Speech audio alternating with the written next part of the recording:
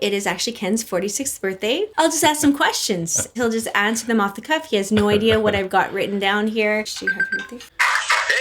Hey, happy birthday, Ken. Welcome back, everybody. Today is our Wednesday video, and typically, again, I would not be here, but somebody is still not quite feeling that well, so I'm going to be filling in the gaps. Yeah, so when you do regular YouTube videos, you can't hide because you're always coming back again and again and again and again. And so if you're feeling under the weather, everyone's going to know. And so I'm fine. I just need a little bit of time. But you can offer up a prayer for the Yasinski family if you want.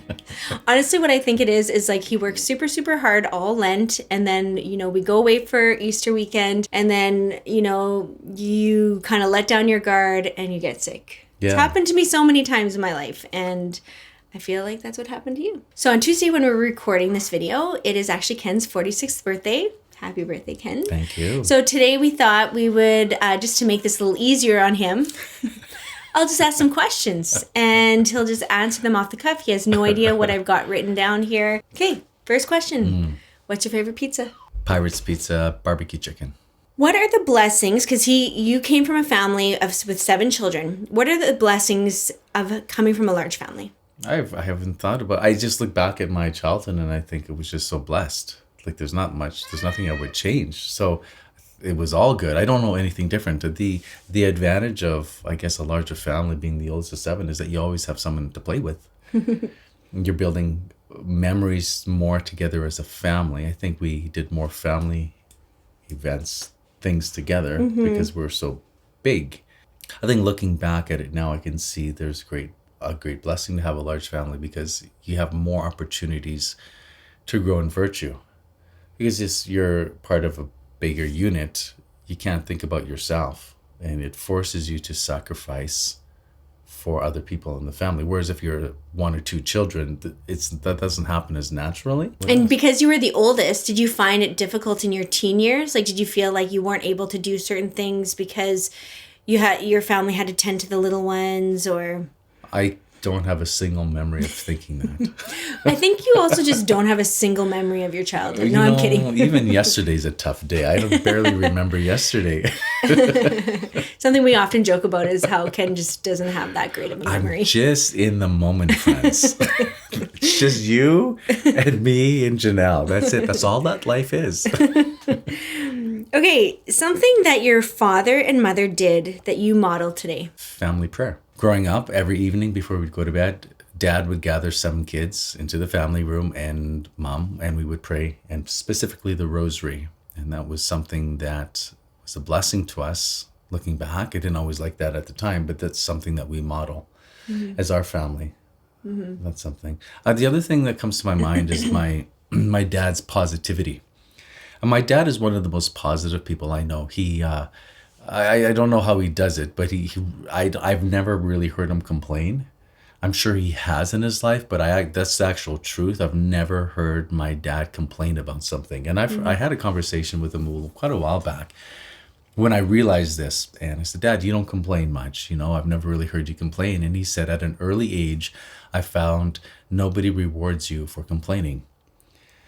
Now, that's a really beautiful thing, the great virtue in my dad's life, great gratitude, I think.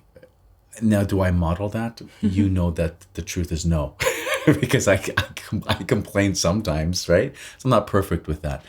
But if I could model something better from my parents, it would be my dad's mindset regarding being grateful. And if I look at my mom, she has a great gift of hospitality. Like growing up, our door seemed to be always open for other kids to come over, whether it be cousins or friends. And so it was a busy home with 7 kids and then often other kids as well. And so I recognize that in my mom. And that habit, I feel like, has continued in our family. Not so much through me, but through you. We have many people who will come into our home to share a meal with us. We're currently in a rental property right now. We have sold our house, looking to build in the future, hopefully soon. But in our previous home, it was set up more for hosting. And so that was something that we did a lot in our home, is have people over, particularly say the rosary together and then share a meal. So what has been something small that is sort of like a grain of sand in your shoe. Doesn't seem like a big deal. It's always kind of there. And after a while, you can see how over the years, you should have just gotten rid of the grain. Sometimes I feel I got the whole beach in my shoe. Oh. Let's try to wish you happy birthday. FaceTime. Hey, happy birthday, Dan. Hey, thank you, Dan. Hey, Father. Holy moly. No, we're not done yet. Happy birthday. Oh, Father. You guys are looking good. Happy birthday, Ken. Oh, yes. my Father. And Father think. Happy birthday, Ken. Oh, wow. You're in quality company right now. Hello. Thank you, Father. Thanks for the call, Dan. But I'll let you guys go. Okay. The grain of sand. You feel like there's a beach in your shoe. I think one of the things that is a great flaw is my desire always to want perfection. That demand of myself, I feel like I don't put it on too many people. I don't know if you can. I don't feel that. I don't Okay. feel like you don't put it on me. But when I look at the world and I look at situations and I look at things and I just want them to be perfect. And when they aren't, then it aggravates me because I want this perfection in life. But really what I have to understand is that I want heaven. And in life, it's not going to be perfect. There's always going to be deficiencies. We live in a fallen world. And so that's why sometimes I think it's more than just a grain of sand, but there is a whole beach in my shoe sometimes. But the thing about the grain of sand in the shoe, they're important to deal with because, when you're on a long hike and you have a grain of sand and you're hiking up a mountain, it's the grain of sand that defeats you and not the mountain. Because a step over a long period of time begins to wear at your soul. So those little imperfections, that's one of mine.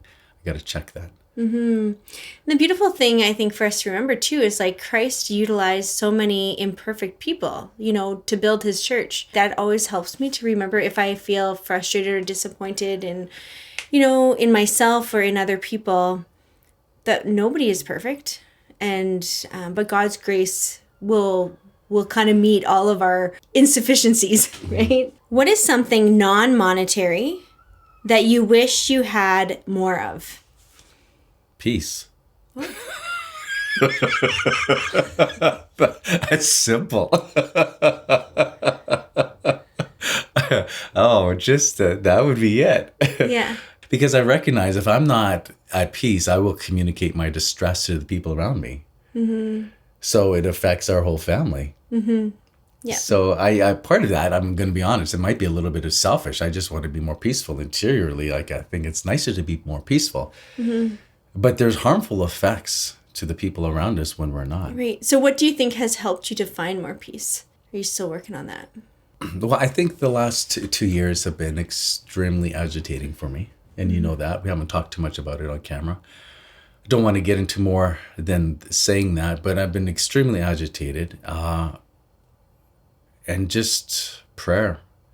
I don't know if I really have a big solution other than just, I'm still working through that. It's just going to God consistently in prayer, going to confession consistently, recognizing my pride and my judgments on situations, and just doing the best. Sometimes I don't have any more solutions than that.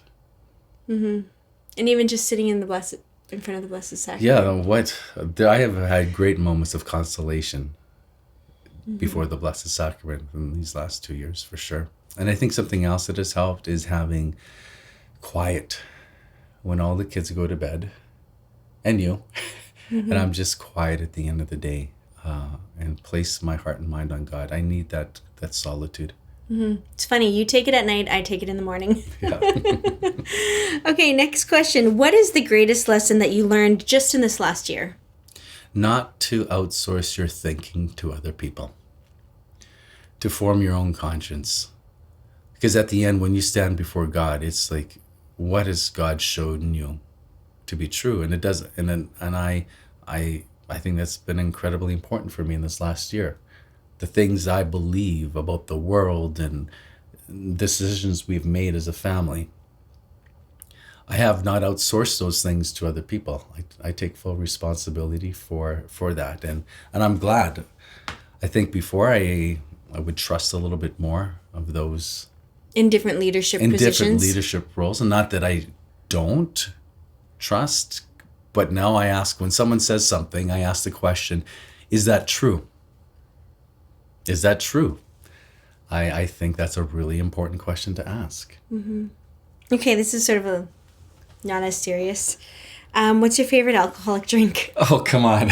You can share. He doesn't drink regularly. It's not an issue in our home. But you do like to have a drink from time to time. My favorite one is a Negroni. Yeah, Ooh. that's my favorite one. I think I took a sip of that once and it was like horrible. So it can, yes, contains gin, Campari, and vermouth. And you learned it from a priest. Yes, yes. Father, thank you if you're watching out there. What fills your cup? Spending time with you. Oh, Our coffee dates. I really enjoy that. me too. Sitting on the couch by ourselves with the coffee in our hands, or It doesn't happen too often. no, that's why we need our coffee dates or our dates. Yeah. Yeah.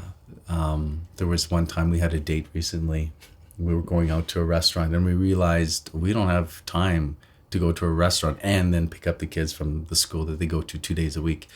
So we got a coffee, and we just Sat in the vehicle. sat in the vehicle and drank our coffee together, and I enjoy that. Yeah, me too.